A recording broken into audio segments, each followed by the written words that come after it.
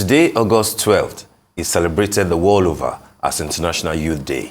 The theme for the 2023 commemoration is Green Skills for Youth Towards a Sustainable World. Apparently, it's all geared towards lending another layer of voice to the clarion call for preservation of the environment and creation of a sustainable survivor platform for everyone to thrive on. For this chat, we're now being joined from our Rice Abuja studio by Elvis Akpobi, a youth activist and director Not Too Young to Lead initiative. Together, we will focus on the entire concept of a green commemoration and how young people can show leadership on the path of global environmental renewal. And with the opportunities being constricted, how should Nigeria's young people appreciate a country in distress? And can the japa syndrome provide all the answers? A lot of questions, really. Good morning, Elvis. Good to have you join us on the morning show today. Good morning. All right, you. Thanks for having me. You're welcome. Platform. All right. I'm sure that you could see from my introduction that, a lot of questions are waiting to be answered. But let's start from the theme of this year, which is, green commemoration or green revolution, if you like. Tell us why this is an important theme for this year's celebration of the International Youth Day, and how will this resonate in Nigeria, if you like, and then tell us what is happening in Abuja. I understand that the president and the chairman of the ruling party and the Senate president are being expected at a certain event to commemorate today. Are you part of it, and what should we expect? Okay, thank you. If you agree with me, the world at the moment is plagued with climate change, and which has one way or the other affected what we do, our environment, and all that. There are campaigns about environmental conservations, how we need to, conserve our environment, protect nature. The Green Skills for Young People basically talks about how young people should gravitate towards learning skills that will, reduce the risk of climate change and that will affect our natural habitat. Basically, because if you observe that a lot of today we have pollution everywhere, we have environmental degradation, we have I was meant to understand that there's a particular bill that restrict oil companies, multinationals from gas flaring. But I don't know what the DPRO is doing, but even from where I'm from, in Delta State, I still see, to an extent, some companies who still does that, which I'm not too comfortable with it. All these actions have one way or the other affected our, nature. You see there's a change in you don't know when it rains, you don't know when it's dry season, and even some of our animals are being affected. So the theme of this International Youth Day celebration talked about how young people who make up 70% of the world populace today can gravitate towards learning green skills and how we can conserve our environment. Not forgetting that the government, those who've contracted governance with our vote, those that sit on the table where critical decisions about our future are being made, should make policies that will reduce activities and other programs that affect and will catalyze climate change, and that's what this year's theme is all about. All right, Elvis, you're a director of the Not Too Young to Lead initiative, and of course, we know that you are very, very vociferous about your support for the ticket of Atiku and Okowa at the just concluded general elections. Talk to us. Do you think that President Bola Ahmed Tinubu has actually met that threshold? Because a lot of people have been praising him with the number of youths that have been penned down in that ministerial list, and most of them getting approvals from the Senate or being cleared by the Senate. Talk to us. Would you commend President Bola Ahmed Tinubu for that particular initiative? Do you think he has met that particular quota from your own standards? While I commend him for, nominating young people into ministerial appointment, but for me, it shouldn't be about nominating young people. It should be about, the measure should be about nominating young people with character, capacity, and competence.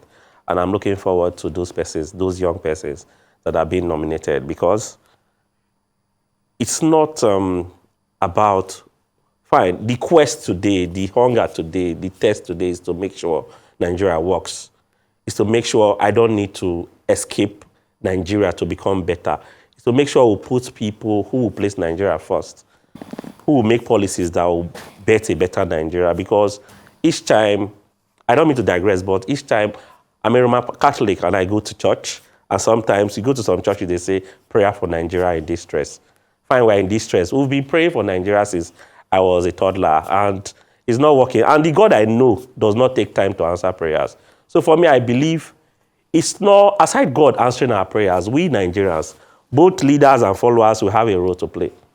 So in as much as I'll commend President Bola Ahmed Tinubu for appointing young people, let's ask ourselves, have we checked character, capacity, and competence of the young persons that are appointed? Because it's not just about appointing young people. Why I know one or two young persons there that were appointed, I know from their track record they will deliver.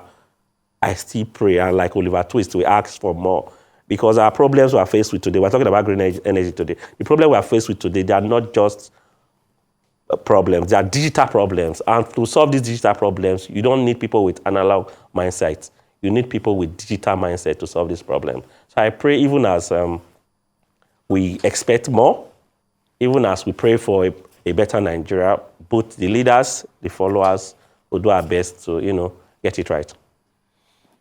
All right, Elvis, how will you assess the inclusion of youth generally in positions of authority, not just in government, not just in politics, since the passage of the Not Too Young to Run bill? I know that what is being said in many quarters is to say that not too young to run, but also not too old to lead.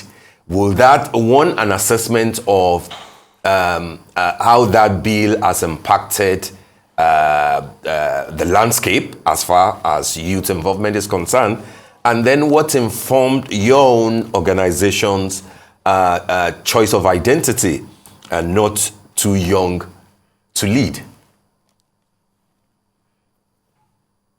Thank you. I must give kudos to people that give us springboards to reach that have been fanning our flames. The likes of Hamzat Lawal, Moses, Siasia, Samson Itodo, and a host of other young Nigerians sat down and they put up an advocacy, a quest, and today President Yar'Adua signed to law the Not Too Young to Lead bill.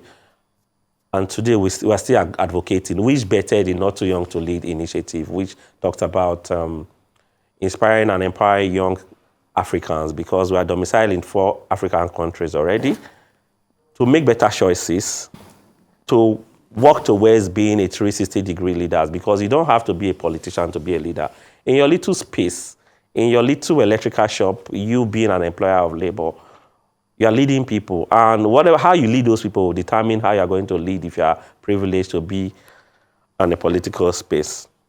Across the country, I'm glad that, like I always say in every platform I find myself, we can't bend Nigeria into the shape we want, but we can bend the slice of it, and gradually we're getting there. Because today I'm happy and overjoyed because I have young people that are speakers, and I know of somebody. From the Speaker of Oyo State. This is his second term as a speaker, and he has shown capacity. There's a new speaker in Oshu State. He's still a young person. Even back in my state, Delta State, is a young person.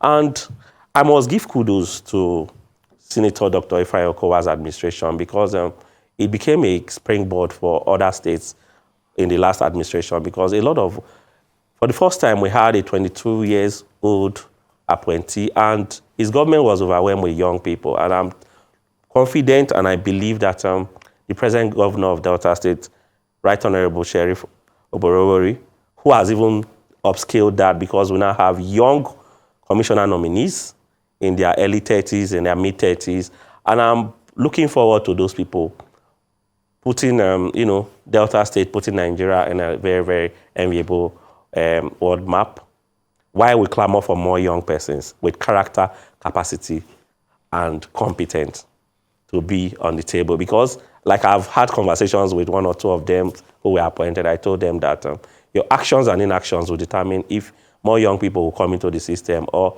if it will shut doors for more young people. So it's a challenge, it's a big shoe they've given to them, and I pray that they don't let us down. All right, I mean, that's good to know. But then what do you say to young people who are worried that when people like them, youth, young Nigerians, brilliant, people with digital know-how like you referenced, when they get invited to serve, all of a sudden their activist past is called to question. And when that happens, so that they do not lose that important appointment that is about to fall on their laps, they recant. They deny everything that they have ever said, to promote, to engender good governance. They now bow down in front of the analog people that you mentioned, just to make sure that opportunities do not slip away from them. Is that the character of the Nigerian youth that you would like to see? People who have firepower, firebrand people, on social media, all of a sudden they're in front of senators and then they are recanting, apologizing for the views that they once held. Would that be your ideal youthful vigor that can help this country? No, and I'm glad you're asking this question. We've seen cases where people whose voices were so tough, were heard on social media, like myself, TVs, the moment they get that to that table where they are being privileged to serve and their voices seem muted. I've been privileged to be close to the corridors of power for some years now, and I must say that our political system is somehow, owing to the fact that it seems as if our system back here in Nigeria, excellence have a different meaning. Not just Nigeria, Africa, excellence have a different meaning. And it seems as if it's about observing table manners. You can't be eating and talking.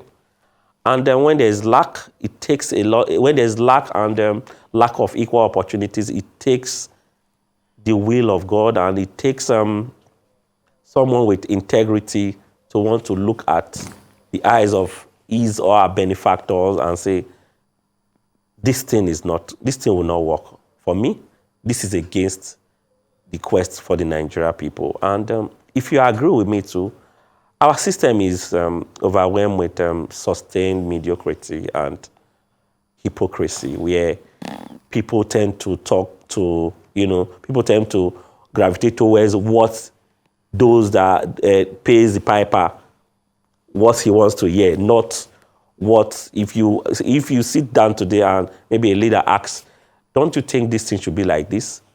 You find out that if you are like 10 followers and 8 followers are gravitating towards the leader, which is not in sync with what the Nigeria dream is, it's always very, very difficult to want to come out to say, okay, this thing is not possible. This thing is not nice.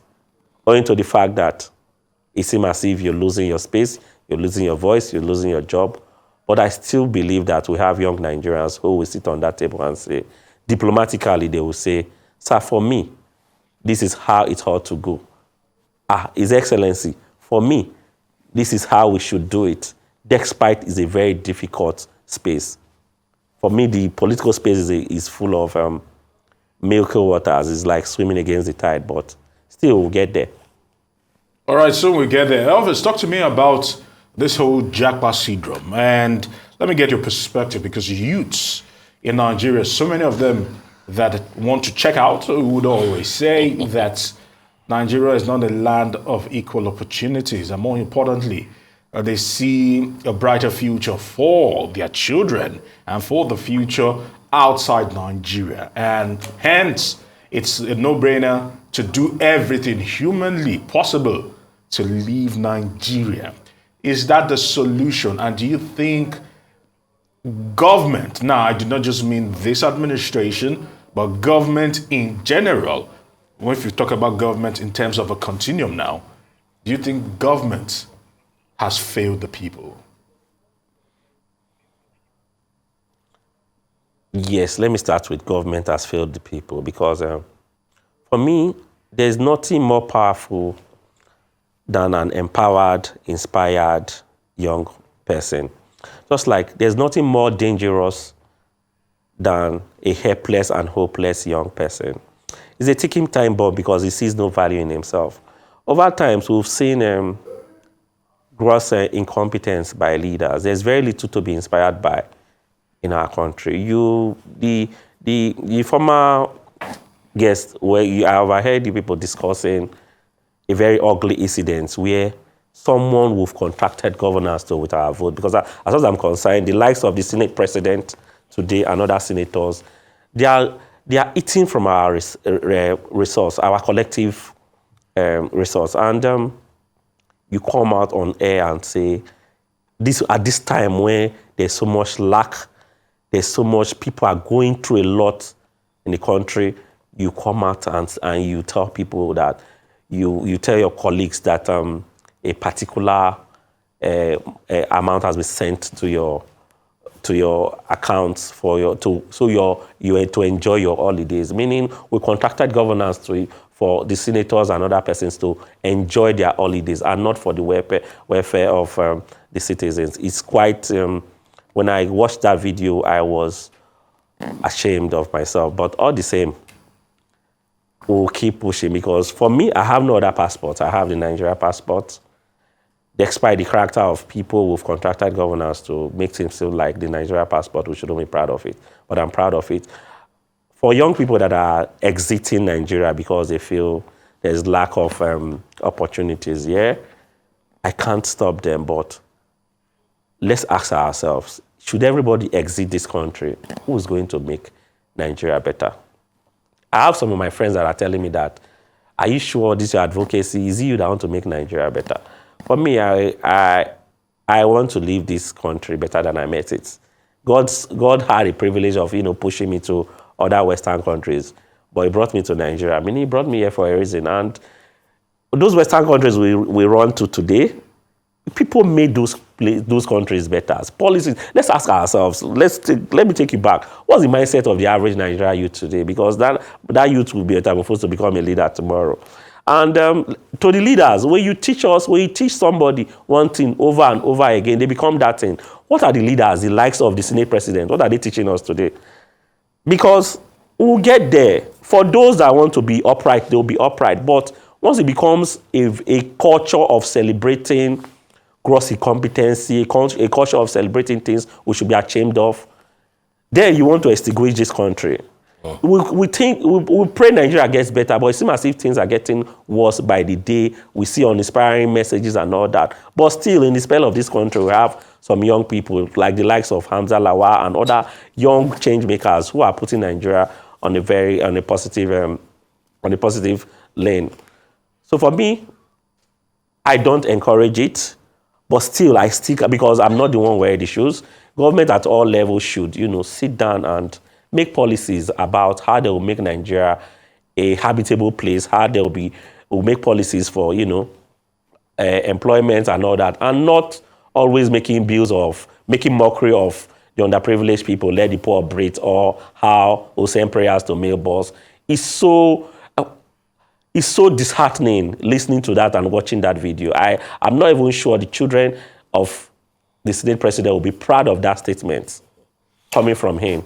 All right, Elvis. You should apologize to Nigerians, if possible. Absolutely, I totally agree with you, and I did mention that too, while Aaron and I discussed it earlier. He really should apologize to Nigerians. But just before we let you go very quickly, if we can deal with this in 1 minute, how will you assess the contribution of the youth, the youthful vote, during the last election and their disappointment or otherwise, and how that could affect the future election. I would like you to look at that against the background of what ResearchGate called age dominance orientation, whereby sometimes young voters tend to prefer elderly candidates to vote for.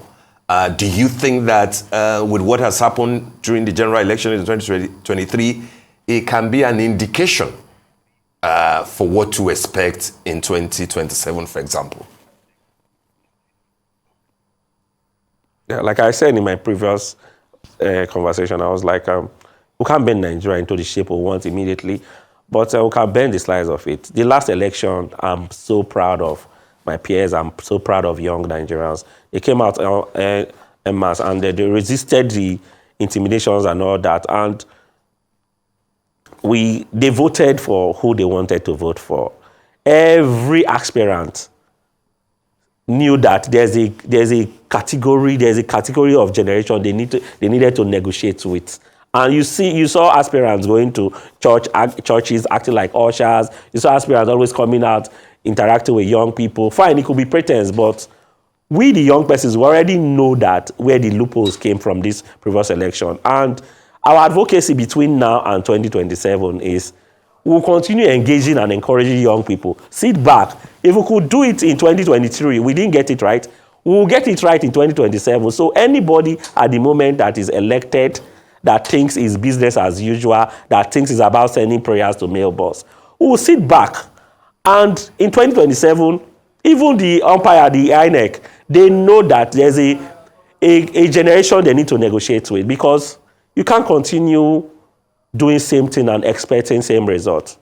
We'll have it the other way this time around, and I'm very, very hopeful that we'll get it right.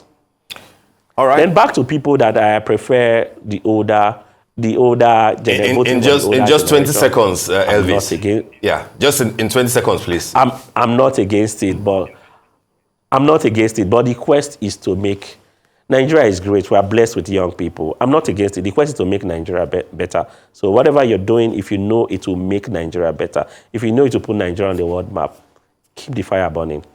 Absolutely. All right, Elvis. Akpobi, Not Too Young to Lead initiative. We want to thank you for joining us on the morning show today.